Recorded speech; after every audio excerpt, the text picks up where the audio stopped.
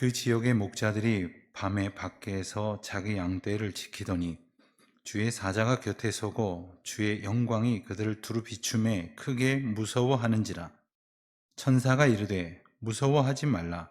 보라, 내가 온 백성에게 미칠 큰 기쁨의 좋은 소식을 너희에게 전하노라. 오늘 다윗의 동네에 너희를 위하여 구주가 나셨으니 곧 그리스도 주시니라. 너희가 가서 강보에 쌓여 구유에 누워 있는 아기를 보리니 이것이 너희에게 표적이니라 하더니, 호련히 수많은 천군이 그 천사와 함께 하나님을 찬송하여 이르되, 지극히 높은 곳에서는 하나님께 영광이요 땅에서는 하나님이 기뻐하신 사람들 중에 평화로다 하니라. 아멘. 제가 어릴 적만 해도 외국의 국가 원수가 우리나라를 방문할 때 시민들이나 학생들이 거리로 나가서 태극기와 그 방문한 나라의 국기를 흔들면서 환영하는 일이 더러 있었습니다. 우리나라의 위상이 올라갔기 때문인지는 몰라도 요즘은 그런 일이 잘 없지만, 외국 정상의 방문에 따른 의전이 대단하다 못해 때로는 좀 과한 것은 아니었나 하는 생각을 해본 적도 있습니다. 그렇다고 해서 제가 외교 관례를 무시하자는 이야기는 아닙니다만은, 오늘 본문을 읽으면서 우리는 만왕의 왕으로 오신 예수님 탄생을 기록한 복음서 기록을 보면서 조금은 섭섭한 마음이 들기도 하는 것입니다. 외국 정상이 방문했을 때 환영하는 것을 기억하면서 예수님이 오신 모습이 너무나도 초라해 보여서 아쉽기도 하고, 또 쓸쓸해 보이기도 하는 것은 분명히 인간적인 생각일 것이겠습니다만은, 그럼에도 불구하고 섭섭한 마음이 없지 않습니다. 왜냐하면 그분은 우리가 잘 아는 대로 만왕의 왕이시기 때문이 아닙니까? 그리고 세상을 창조하신 하나님이시면서 죄로 인하여 죽을 수밖에 없는 우리를 구원하시기 위해 오신 엄청난 사건이 아닙니까? 아무리 성경을 보아도 그 누구도 맞이하여 환영했다고 하는 기사도 없고, 또 나중이라도 알게 된 사람들이 뒤늦게나마 어떤 환영 행사를 가졌다는 소식도 없어 보입니다. 예수님은 그렇게 조용히 오셨습니다. 그러던 중에 오늘 말씀을 보니까 예수님 곁에 있던 가족들을 제외하고는 아마도 처음으로 예수님이 오신 소식을 들은 사람들, 그리고 무엇보다도 그 소식을 듣고 예수님께 나와 그 예수님의 오심을 기뻐했던 주인공, 바로 목자들의 이야기가 오늘 본문에 소개가 되고 있습니다. 우리가 조금 전에 잠시 읽은 것처럼 밤에 밖에서 양떼들을 돌보던 목자들에게 주의 사자가 나타났다고 했습니다. 그리고 그들에게 하나님의 영광이 비추었을 때 그들은 큰 두려움에 빠졌다고 했습니다. 들판에 있던 목자들을 찾아온 손님들이 천군 천사라는 사실 때문에 놀랐겠지만, 아마도 그들은 자신들을 비추고 있었던 그 신비로운 기운과 빛이 분명히 하나님의 임재일 것이라는 사실을 깨닫고는 형언할 수 없는 두려움에 빠지게 된 것입니다. 오늘 본문을 보면 아주 셀 수 없이 많은 하늘의 군대와 그리고 목자들을 찾아왔다고 했는데, 그들을 찾아온 목적은 바로 소식을 전하는 것이라고 했습니다. 그리고 그 소식을 오늘 본문은 일러주시기를 기쁜 소식이요 그리고 좋은 소식이라고 했는데, 그보다 더 중요한 의미가 있다면 이 땅의 모든 사람들에게 전해져야 될 소식이다 라는 말씀입니다. 즉 모든 사람들이 들어야 될 소식, 그리고 그 소식으로 인하여 큰 기쁨과 평강과 생명의 은혜를 누릴 만한 소식이다 라는 말입니다. 역사 이래로 오랜 세월 동안 많은 백성들이 그토록 기다렸던 메시아, 구원자가 나타나셨다는 소식이었습니다. 그렇지만 목자들이 놀란 것은 아마도 그 예수님, 그 메시아의 오심이 바로 자신들을 위한 것이라는 선포 때문이었을 것입니다. 그들은 흔히 세상에서 벌어지는 일들은 미천한 자기들과는 상관없는 일이라고 여겼을 것이기 때문에 그렇습니다.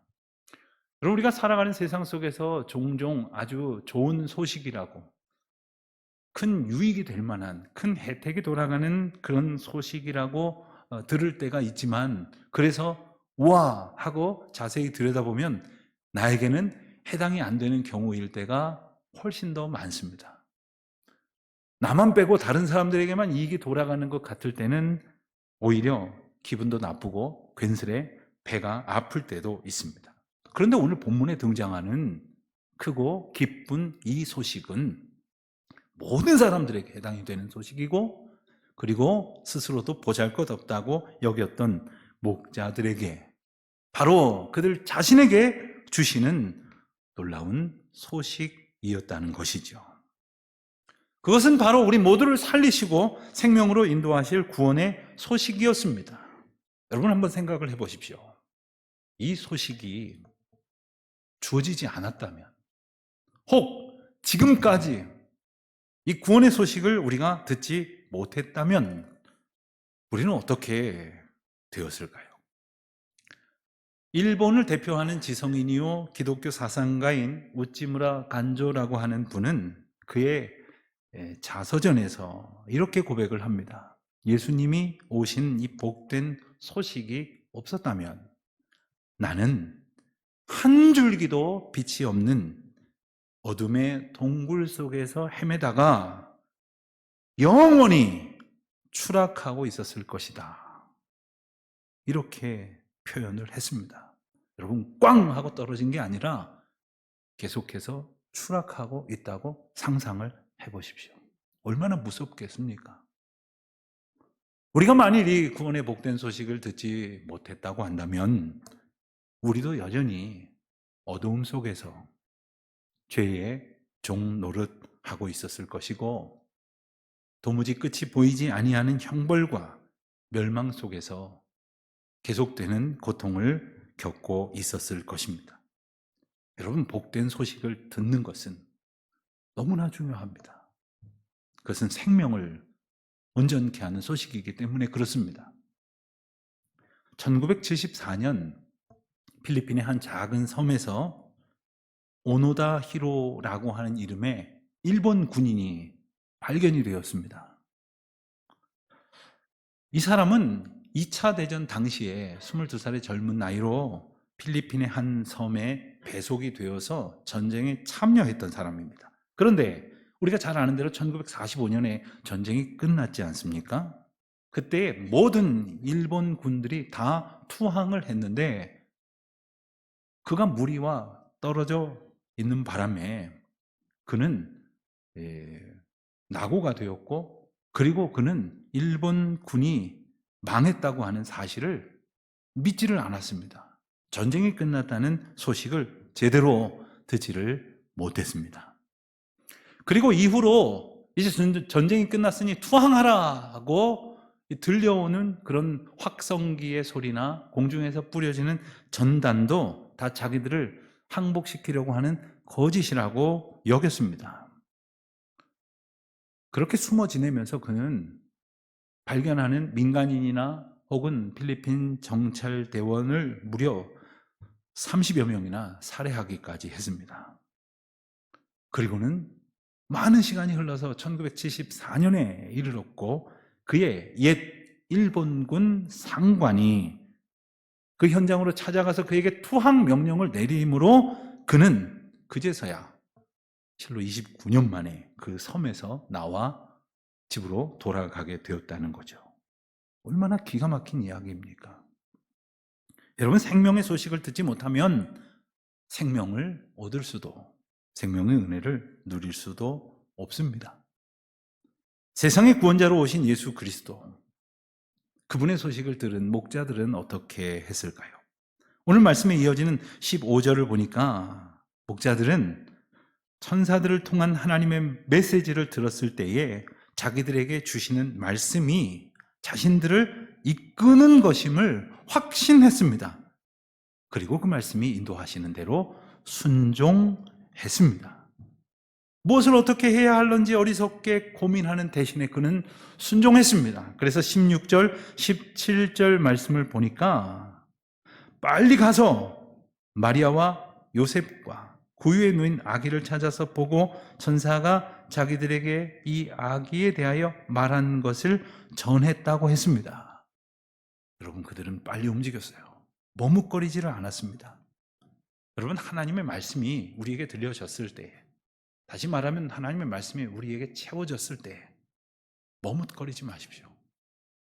말씀이 우리를 인도하시는 대로 순종하십시오. 주님이 들려주신 대로, 보게 하신 대로, 그리고 이끄시는 대로 순종하는 우리 모두가 되시기를 주의 이름으로 축원드립니다. 그렇게 할 수 있었던 것은 그들이 겸손했기 때문입니다. 그들은 자신들을 이끄시는 하나님의 말씀에 그렇게 겸손하게 반응했습니다. 곰곰이 생각을 해본다면 이런 일이 이전에 있었을까요? 아마도 일찍이 경험해보지 못했던 기이한 상황이었을 것입니다. 자기들에게 닥친 이 일이 도대체 영문이 무엇인지를, 그래서 자기들이 들은 이야기가 도대체 어떤 것인지를 의심하지 않았습니다. 그 대신 말씀이 이끄는 대로 자신의 삶을 온전히 맡겨드렸습니다. 여러분, 우리가 하나님의 말씀에 순종할 때 놀라운 복을 얻게 되어지는데, 그것은 뭐냐면 하나님이 말씀하시는 대로 되는 하나님의 역사를 보는 것입니다. 하나님이 말씀하신 대로 그 구원의 역사가 성취되고, 또 하나님이 말씀하신 대로 하나님이 일하시는 것을 본다는 것은 너무나 놀라운 일입니다. 그래서 우리가 앞서 12절에서 읽었던 것처럼 천사들은 목자들에게 강보에 쌓인, 즉 포대기에 쌓인, 그래서 구유에 누워있는 아기를 볼 것이라는 얘기를 듣게 되지 않습니까? 목자들은 천사들이 일러준 대로 베들레헴으로 갔을 때에 정말 구유에 누워있던 아기를 보게 되었습니다. 여러분, 우리는 이 성경의 이야기를 아주 잘 압니다. 어렸을 때부터 들었고 성탄절 계절이 되면 한 번쯤 꼭 듣게 되는 이야기입니다. 그러다 보니까 그러려니 합니다. 여러분들 표정을 보니까 우리도 다 압니다, 이런 표정이세요. 또 어떤 분들은 우리도 다 아는 이야기 같고 올해도 성탄절 설교를 하시려니까 목사님이 힘드시겠구나, 이런 생각을 하실런지도 모릅니다. 그렇지만 여러분, 이 장면으로 들어가서 우리가 한번 목자가 되어 보시겠습니까? 목자가 되어서 그 신비한 사건을 경험한 것도 놀랍지만, 그래서 순종하여 정말 베들레헴으로 갔을 때 천사들이 말한 대로 그와 같은 일이 그들 눈앞에 펼쳐진 거예요. 여러분, 모름지기 갓난 아기들은 아주 귀하게 다루어져서 따뜻한 아랫목에 뉘어져야 하는 것이 합당하지 않겠습니까?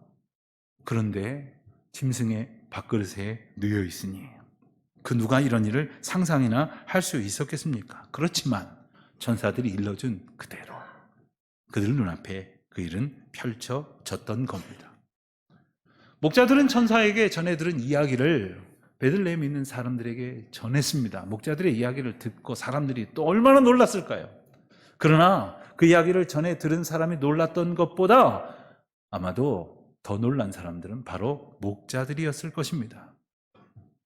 하지만 이 일은 단순히 신기하고 놀라운 일을 경험한 그런 해프닝이 아니었습니다. 하나님의 일을 경험하는 것이었고, 그리고 주님께서 누구보다도 목자들을 먼저 구원하시기 위해, 그리고 목자들을 통해서 선포되는 소식으로 많은 사람들을 구원하시기 위해 일하고 계시다는 사실을 목자들은 누구보다도 먼저 깨달을 수 있었던 것입니다. 그들은 생각했겠죠. 왜 우리였을까? 남들이 자신들을 업신 여기는 것도 알고 있었고 자기들 자신도 미천한 존재라고 생각을 했기 때문에 하나님이 자신들을 뭔가 하나님의 놀라운 일 가운데 사용하였다는 사실이 그들은 쉽게 받아들여지지 않았을런지도 모릅니다. 여러분, 이스라엘 사람들에게 있어서 목자들이 평소에 어떤 취급을 받던 사람들인가를 우리가 알게 되면 하나님이 특별히 목자들을 사용하셨다는 사실이 얼마나 놀라운 일인지를 새삼 깨닫게 될 것입니다. 특별히 목자들은 전통적인 생각이나 신앙에 살고 있었던 사람들에게는 특별히 더 아주 정결하지 않고 경건하지 않은 존재들로 여겨졌습니다. 그래서 아주 크게 경멸을 받던 그러한 사람들이었습니다. 그 가장 큰 이유는 무엇이었냐면 바로 목자들이 정결하지 못한 사람들이라 하는 그러한 사람들의 평가 때문이었을 것입니다. 여러분, 목자들은 동물을 다루는 사람들 아닙니까?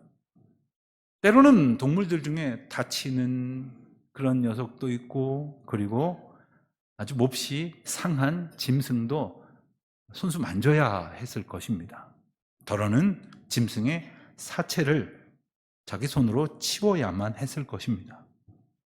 구약의 율법에는 동물의 죽은 것을 함부로 만져서는 안 되고, 또한 피도 함부로 접해서는 안 되며, 그럴 때마다 손을 씻는 것과 그리고 정결하게 되어져야 될 기간을 지켜야 할 규례들이 아주 꼼꼼하고 자세히 주어져 있습니다. 그런데 많은 양떼를 돌보던 목자들이 그때그때 손을 씻거나 혹은 주변을 정결하게 하는 그런 율법의 명령을 제대로 지킨다는 것은 사실상 불가능했습니다. 그렇기 때문에 다들 그들을 아주 불결한 존재일 뿐 아니라 영적으로 정결하지 못한, 그래서 율법과는 거리가 먼 아주 벌을 받아도 잔뜩 받아야 할 그런 존재로 여겼던 겁니다. 그렇다고 그 일이 수월했겠습니까? 얼마나 힘들고 지저분한 일이었겠습니까? 봉급은 많았을까요? 그러니 모두가 하기 싫어하는 그러한 일들을 하며 많은 사람들로부터 멸시천대를 받던 사람들이었습니다. 혹 우리는 생각을 하기를, 왜 주님께서는 이런 사람들을 메신저로 사용을 하셨을까? 반대로 당시에 아주 경건하다고 일컬음을 받던 사람들을 사용하셨으면 어땠을까 하는 생각을 해본 적은 없으십니까? 예를 들면 서기관들이나 바리새인 같은 사람들, 제사장들이나 그러한 그들의 무리 가운데에 세워진 지도자들을 예수님의 탄생이라고 하는 당대 최고의 뉴스, 탑 뉴스를 전하는 일에 사용하셨더라면 어떻게 됐을까 상상해 보셨습니까? 많은 사람들은 그들이 훨씬 더 경건하고 영향력 있고 그리고 사람들에게 존경과 신망을 받고 있으니 이 소식을 전할 적임자라고 생각했을지도 모르겠습니다. 그럼에도 불구하고 오늘 본문에서 우리가 본 대로 세상에 오신 하나님의 소식을 제일 먼저 들은 사람들, 그리고 그 소식에 제일 먼저 순종하고 반응한 사람들, 그래서 하나님께 영광을 돌린 사람들은 바로 목자들이었습니다. 도대체 무슨 이유가 숨겨져 있는 것일까요? 사실 우리는 짐작할 수 있듯이 목자들이란 천사들이 전한 소식을 잘 알아들을 만큼 유식하거나 그리고 구약의 말씀에서 예언된 메시아에 대한 약속을 잘 기억하고 있던 사람들도 아니었을 것입니다.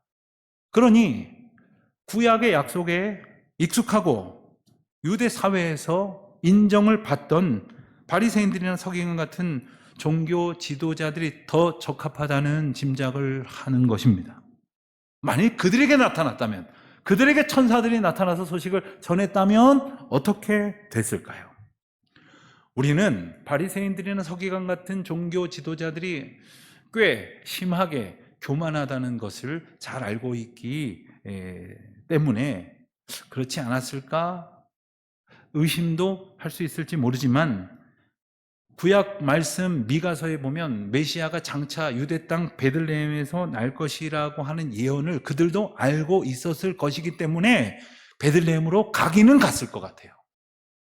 그렇지만 지저분한 마구간의 구유에 누워있는 아기를 보고서 자기들이 그토록 간절히 고대하고 기다리던 구세주가 오셨다고 기뻐했을까 하는 생각에는 선뜻 동의가 되지를 않습니다.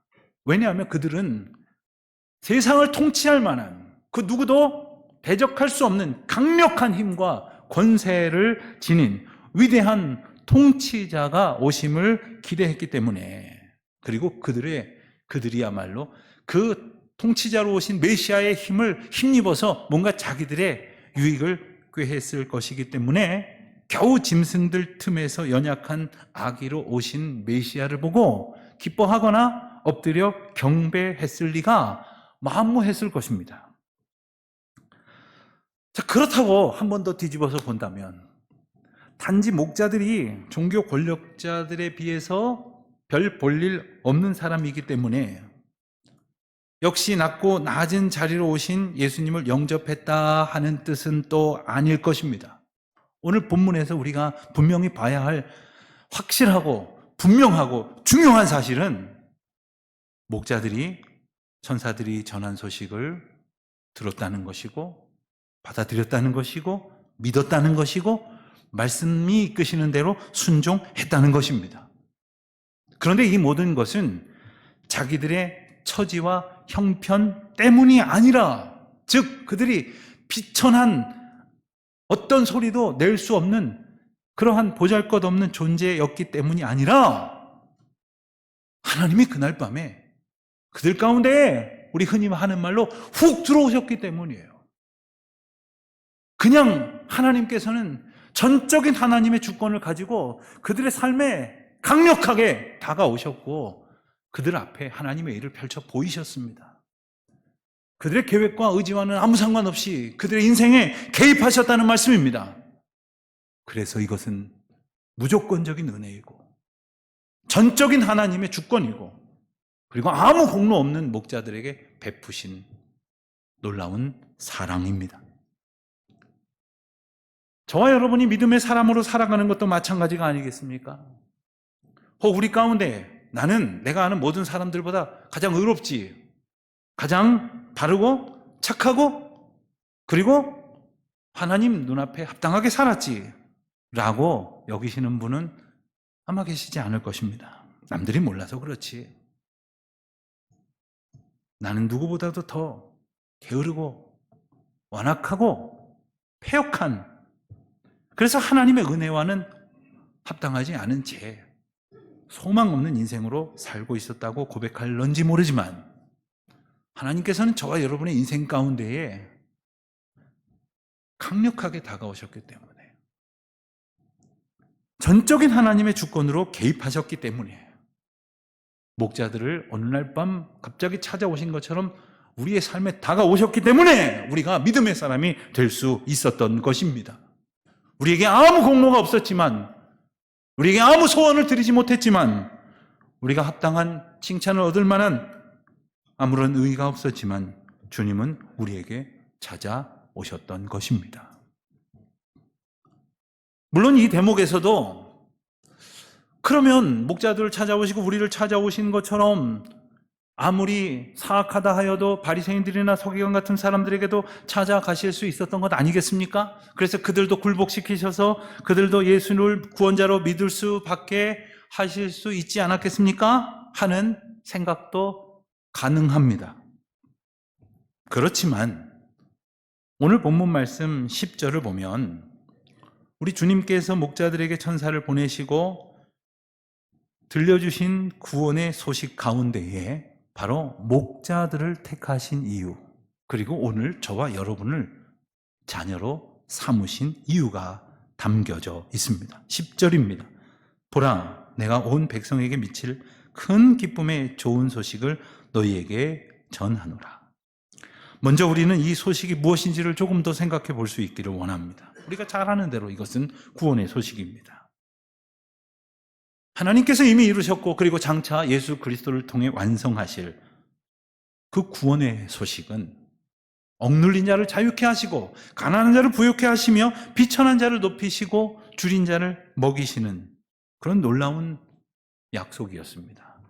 그렇지만 이 약속은 단지 낮은 신분에 있었던 사람들을 높여주시고 그리고 배고픈 경제적인 문제를 해결해 주시겠다는 그런 약속이 아닙니다.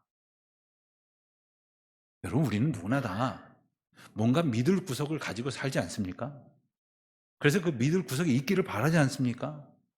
그래서 누구도 범접할 수 없는 나만의 기댈 언덕을 삼고자 돈을 쌓아서 거기에 기대려고 하기도 하고, 혹은 명예나 권세나 혹은 사람들이 부러워할 만한 것들을 그렇게 세워두고 그것을 의지하려고 하지 않습니까? 그런데 때로 그런 것들이 몽땅 사라져버릴 때가 있습니다. 그토록 믿었던 것이, 내가 쌓아두어 얼마든지 높이 쌓을 수 있었다고 생각했던 것들이 송두리째 사라져버릴 때가 있습니다. 다 사라져도 그래도 나는 건강한 몸뚱아리는 있지 했었으나 어느 날 건강마저도 내가 뜻하는 대로 되지 않음을 경험할 때도 있다는 말입니다. 그런데 바로 그때에 주님께서 목자들에게 말씀하신 소식을 목자들이 받아들였던 것처럼, 그리고 하나님을 사모하는 사람이 하나님께서 부르시는 음성을 사모함으로 듣고 순종했던 것처럼, 그래서 하나님의 사람으로 붙들린 바 될 수만 있다면 그들의 상실은 은혜가 아니고 무엇이겠습니까? 그들이 잃어버린 그 모든 것은 더 이상 아까운 것이 아니라 주님을 만날 수 있는 소중한 은총의 계기가 아니고 무엇이겠습니까? 인생은 스스로 대단한 줄 알았지만 하나님 앞에서 결코 해결할 수 없는 죄로 인한 고통과 그 결과로 예정된 형벌에 대한 두려움이라고밖에 설명할 수 없는 것입니다. 그래서 나로서는 아무것도 할 수 없는 존재로구나 하는 사실을 깨닫게 되었다면, 그래서 가난한 심령이 되어서 주님이 부르시는 음성을 들을 수만 있었다면, 그것은 말로 다 설명할 수 없는 놀라운 하나님의 사랑이요 은혜가 아닐 수 없는 것입니다. 목자들은 아무리 봐도 이 구원의 은혜를 얻을 만한 한 일이 없어요. 하다못해 동방 박사들은 가지고 있는 예물이라도 가지고 나왔지, 그들은 가난해서 빈손으로밖에 나올 수도 없었습니다. 그렇지만 그들은 그들을 찾아오신 하나님의 말씀을 받았습니다. 그리고 그 말씀을 온전히 의지했습니다. 그리고 그 말씀이 이끄시는 대로 순종했습니다. 보라 하시는 것을 보았습니다. 가라 하시는 곳으로 갔습니다. 아무 공로 없지만 그들은 하나님께서 보여주시는 그 하나님의 역사를 봤을 뿐입니다.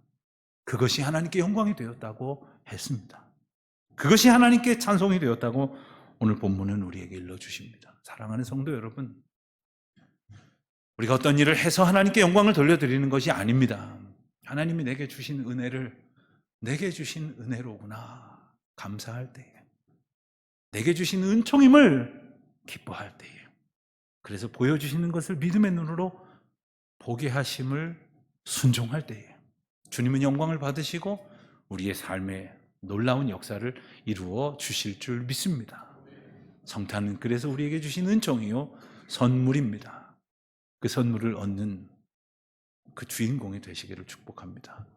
그리고 그 영광을 보며 살아가는 우리 모두의 삶이 되시기를 주님의 이름으로 축원드립니다.